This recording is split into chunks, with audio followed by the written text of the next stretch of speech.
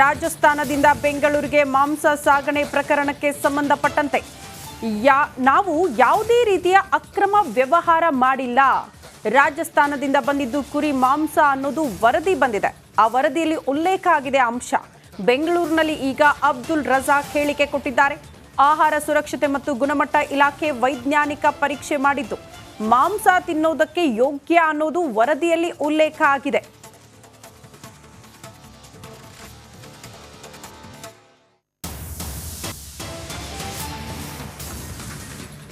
ಪಿತೂರಿ ನಡೆಸಿದವರ ವಿರುದ್ಧ ದೂರು ಕೊಡುವೆ ಅಂತ ಕೂಡ ಅಬ್ದುಲ್ ರಜಾಕ್ ಹೇಳಿದ್ದಾರೆ.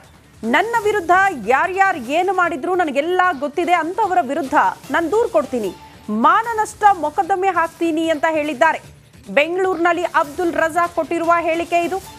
ರಾಜಸ್ಥಾನದಿಂದ ಬೆಂಗಳೂರಿಗೆ ತಂದಿದ್ದು ಬೇರೆ ಮಾಂಸ, ಕಳಪೆ ಮಾಂಸ ಅಂತೆಲ್ಲ ಗಂಭೀರ ಆರೋಪ ಆಯಿತು. ಬಟ್ ಈಗ ವರದಿ ಬಂದಿದ್ದು, ವರದಿಯಲ್ಲೇ ಉಲ್ಲೇಖ ಆಗಿದೆ ಅದು ತಿನ್ನೋದಕ್ಕೆ ಯೋಗ್ಯ ಕುರಿ ಮಾಂಸ ಅನ್ನೋದು. ಹಾಗಾಗಿ ನನ್ನ ವಿರುದ್ಧ ಯಾರೆಲ್ಲ ಪಿತೂರಿ ಮಾಡಿದ್ದಾರೋ ಅಂಥವರ ವಿರುದ್ಧ ಮಾನನಷ್ಟ ಮೊಕದ್ದಮೆ ಹಾಕ್ತೀನಿ ಅನ್ನುವಂತಹ ವಿಚಾರವನ್ನು ಅಬ್ದುಲ್ ರಜಾಕ್ ಪ್ರಸ್ತಾಪ ಮಾಡಿದ್ದಾರೆ. ಯಾವುದೇ ತರಹದ ಕೆಮಿಕಲ್ ಬಳಸಿಲ್ಲ, ಇದರಲ್ಲಿ ಯಾವುದೇ ತರಹದ ಪ್ರಿಸರ್ವೇಟಿವ್ ಬಳಸಿಲ್ಲ, ವಿನೆಗರ್ ಏನು ಹಾಕಿಲ್ಲ. ವಿನೆಗರ್ ಹಾಕಿದ್ರೆ ಮಾಂಸ ಒಳ್ಳೇದಾಗುತ್ತಾ? ನಿಮ್ಮ ಮನೇಲಿ ಮಾಂಸ ತಿಂತಿದ್ರೆ ಅದು ಏನಾದರೂ ಕೆಟ್ಟೋದ್ರೆ ಅದಕ್ಕೆ ವಿನೆಗರಲ್ಲಿ ಹಾಕಿ ನೋಡಿ, ಚೆನ್ನಾಗಾಗ್ಬಿಡುತ್ತಾ?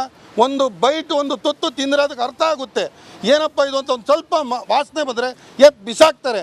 ಅದನ್ನು ತೊಗೊಂಡೋಗಿ ನಾವು ಕೇಟರರ್ಸ್ಗೆ, ಹೋಟ್ಲ್ಗಳಿಗೆ ಸಪ್ಲೈ ಮಾಡೋಕ್ಕಾಗುತ್ತಾ?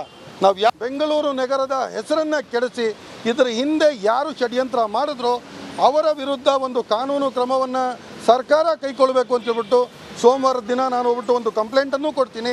ಹಾಗೂ ಈ ಸರ್ಕಾರದ ಹೆಸರನ್ನು ಕೆಡಿಸೋಕ್ಕೋಸ್ಕರ ಒಂದು ಹುನ್ನಾರ ನಡೆಸಿ ಒಂದು ಷಡ್ಯಂತ್ರವನ್ನು ನಡೆಸಿದವ್ರನ್ನ ಸರ್ಕಾರ ಯಾವುದೇ ಕಾರಣಕ್ಕೂ ಬಿಡಬಾರ್ದು.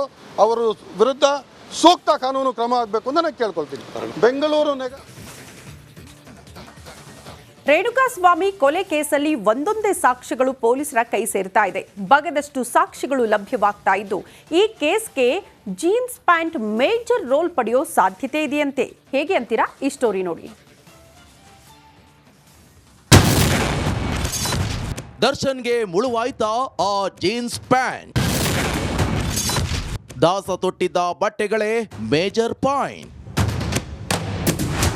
ರೇಣುಕಸ್ವಾಮಿ ಕೊಲೆ ಕೇಸಲ್ಲಿ ದಿನಕ್ಕೊಂದು ಡೆವಲಪ್ಮೆಂಟ್, ದಿನಕ್ಕೊಂದು ಸಾಕ್ಷಿಗಳು ಲಭ್ಯವಾಗ್ತಿದೆ.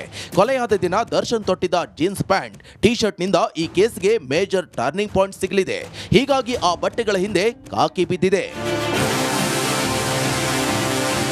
ರೇಣುಕಸ್ವಾಮಿ ಕೊಲೆ ಪ್ರಕರಣದಲ್ಲಿ 200ಕ್ಕೂ ಅಧಿಕ ಸಾಕ್ಷಿಗಳನ್ನ ಪೊಲೀಸರು ಕಲೆ ಹಾಕಿದ್ದಾರೆ.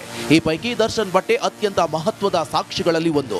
ಕೊಲೆಯ ದಿನ ದರ್ಶನ್ ಧರಿಸಿದ ಜೀನ್ಸ್ ಹಾಗೂ ಟಿ ಶರ್ಟ್ನಲ್ಲಿ ರೇಣುಕಸ್ವಾಮಿ ರಕ್ತದ ಕಲೆ ಪತ್ತೆಯಾಗಿದ್ದು, ದರ್ಶನ್ ಮನೆ ಜಾಲಾಡಿದಾಗ ಅಲ್ಲಿ ಸಿಕ್ಕ ಬಟ್ಟೆಯನ್ನು ಪೊಲೀಸರು FSLಗೆ ಕಳುಹಿಸಿದ್ದಾರೆ.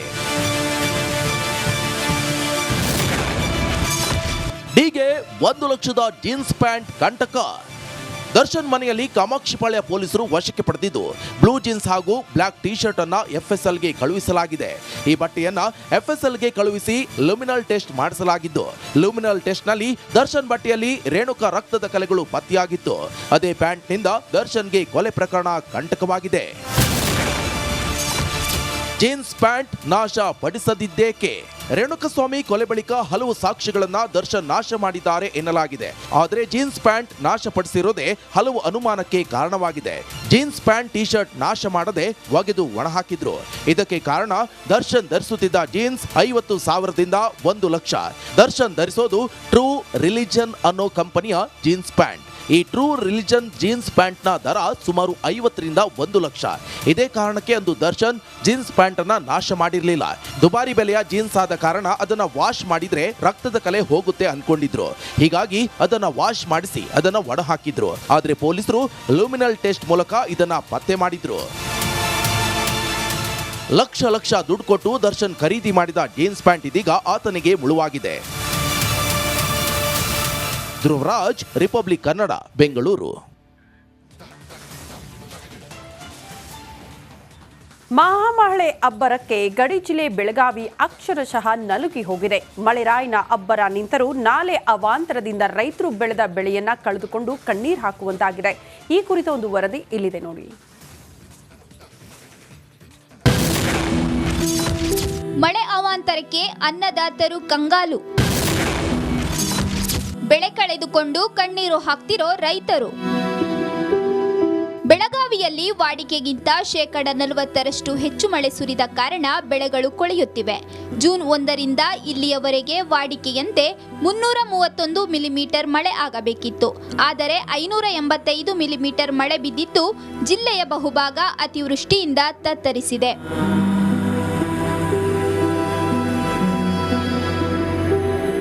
ಕಬ್ಬು, ಭತ್ತ ಸೇರಿ 42,000 ಹೆಕ್ಟೇರ್ ಕೃಷಿ ಭೂಮಿ ನೀರಿಗಾಹುತಿಯಾಗಿದೆ. ಮುಂಗಾರು ಬೆಳೆ ಕೈಕೊಟ್ಟಿದ್ದರಿಂದ ಸಂಕಷ್ಟಕ್ಕೆ ಸಿಲುಕಿದ್ದ ಗಡಿ ಜಿಲ್ಲೆಯ ರೈತರಿಗೆ ಗಾಯದ ಮೇಲೆ ಬರೆ ಎಳೆದಂತಾಗಿದೆ.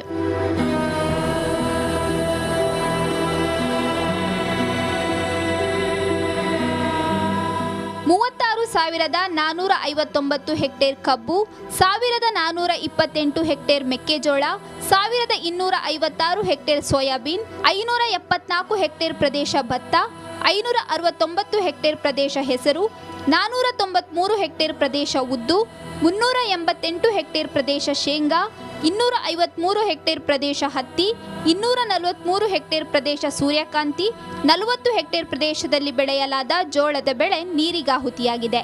ಇನ್ನು 372 ಹೆಕ್ಟೇರ್ ಪ್ರದೇಶದಲ್ಲಿ ಬೆಳೆದ ತೋಟಗಾರಿಕೆ ಬೆಳೆಗಳಾದ ಟೊಮ್ಯಾಟೊ, ಕೊತ್ತಂಬರಿ, ಈರುಳ್ಳಿ, ಮೆಣಸಿನಕಾಯಿ ಕೂಡ ನಾಶವಾಗಿದೆ. ಸದ್ಯ ನಾನಿರುವಂಥ ಪ್ರದೇಶ ಬೆಳಗಾವಿ ತಾಲೂಕಿನ ಎಳ್ಳೂರು ಅನ್ನೋ ಒಂದು ಈ ಏನು ರೈತರ ಗದ್ದೆಗಳಲ್ಲಿದ್ದೇನೆ. ದುರಸ್ದಲ್ಲಿ ಗಮನಿಸ್ಬೋದು, ಸಂಪೂರ್ಣವಾಗಿ ಇಲ್ಲಿರುವಂಥ ಭತ್ತದ ಏನು ಬೆಳೆ ಐತಿ ಕೊಳೆತು ಹೋಗಿರುವಂಥದ್ದು.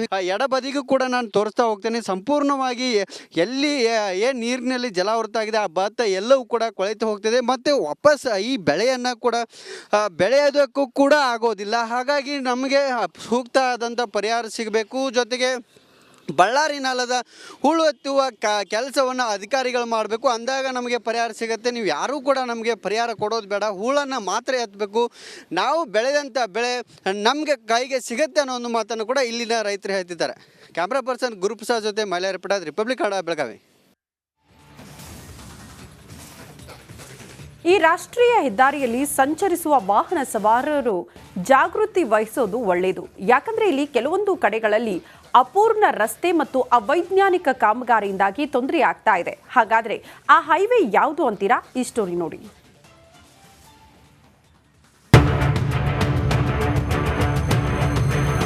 ಒಂದ್ ಕಡೆ ಶರವೇಗದಲ್ಲಿ ಸಂಚರಿಸುವ ವಾಹನಗಳು, ಇನ್ನೊಂದೆಡೆ ಒಂದೇ ರಸ್ತೆಯಲ್ಲಿ ಓಡಾಡುವ ವಾಹನಗಳು.